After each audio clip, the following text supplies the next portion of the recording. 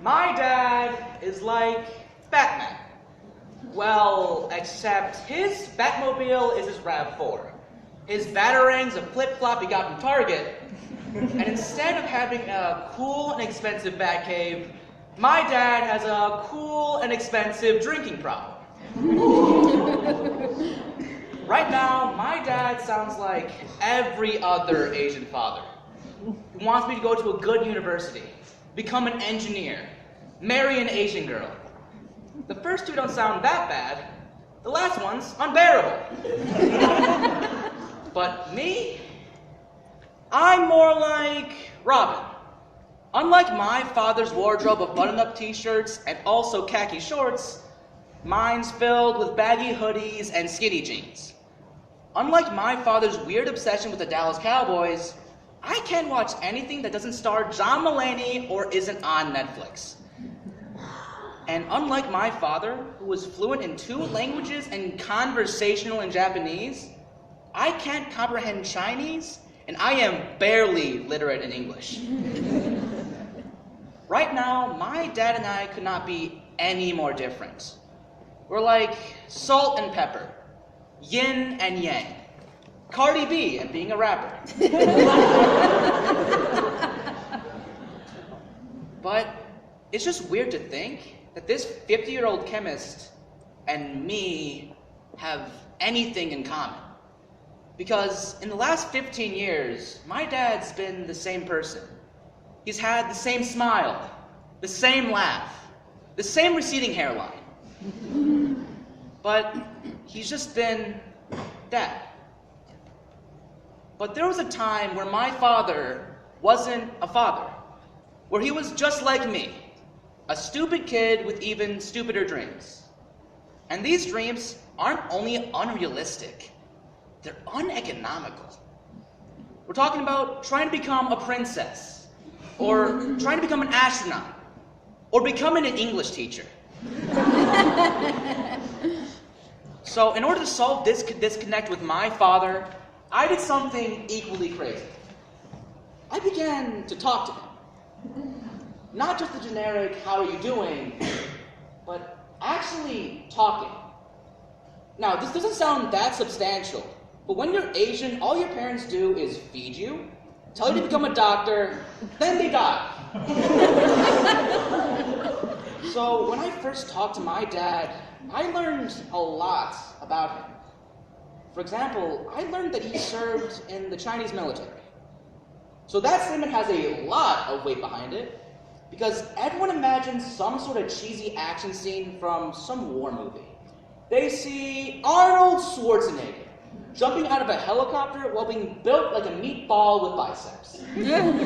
And as we speak, Arnold Schwarzenegger is wiping out numerous militants, committing enough war crimes to make the Geneva Convention sound like the Geneva Suggestion. But this couldn't be further from the truth. First off, my father's military experience was just 2 months of him putting on a uniform, marching in line, then doing some sort of menial task. So it was a lot less action movie and a lot more bad summer internship. And not only that, when my dad was 18, he was 5'2" and 108 pounds. So whenever he put on his uniform, he kind of looked like Captain America. Well, except of looking like someone who had superhero training and abilities, my dad would just look like a short Chinese guy with an opioid addiction. But my father and I have had an interesting experience. For example, I learned that my father was also a government protester. Now, that has a lot more weight than having a really bad summer internship. But I learned about my dad a lot more than I have ever had when I talked to him. And most importantly, what I learned was that during protests, he was well known for lighting cars on fire. And while doing all of this, my dad was truly embracing the 80s. By rocking a porn stash that made him look like a mixture of Freddie Mercury and Yosemite Sam. So far, you've heard my father's life story as just that, a story. A condensation of events from the past without all the gritty truths of reality. But that's not how the real world works.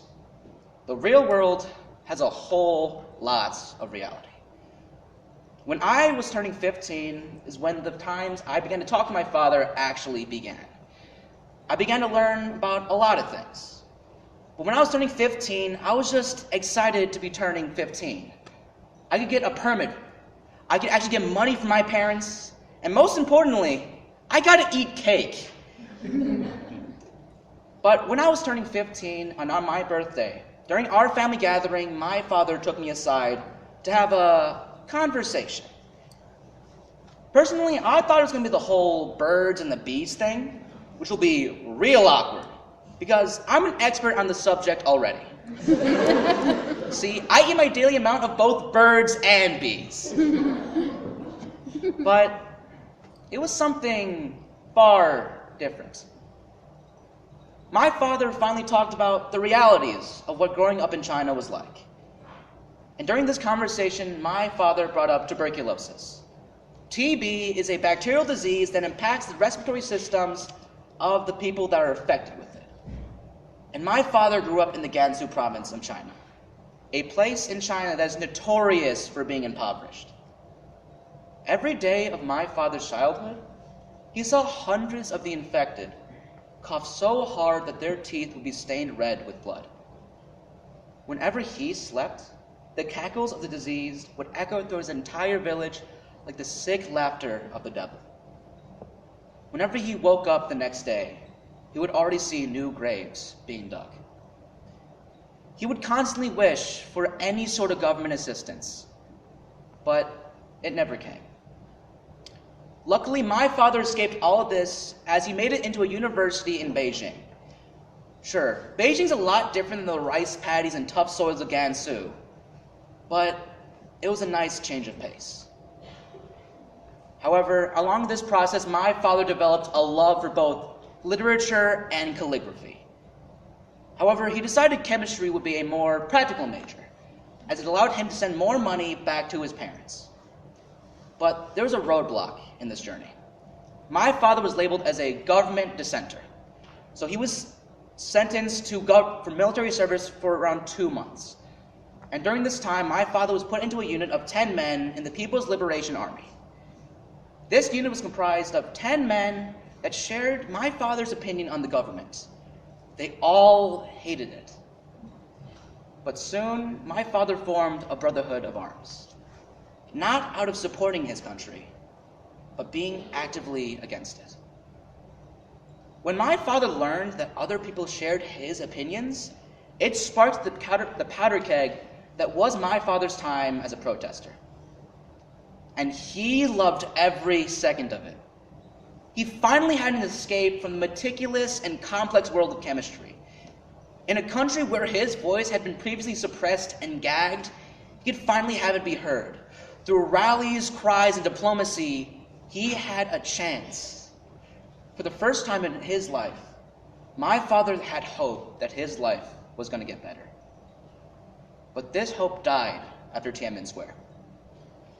It was a month-long protest where hundreds of thousands of protesters would march into the streets of Beijing to voice their opinions on the government. After around 3 weeks, my father would take a break from the protests to write letters back home and to allow an injury he had sustained previously to heal. However, only a few days later, gunfire would echo through the entirety of Beijing. My father would hear horror stories from the victims. Hundreds of thousands of young, brave men and women that my father called his brothers and sisters would lose their lives in the very streets they called home. My father still says he is blessed for not being part of the protests that day. There's a lot of things I don't know about my dad, but that's okay, because I learned more about him in the past year than I have any other. So to make it fair, I feel like it's time for me to share things that my dad doesn't know about me.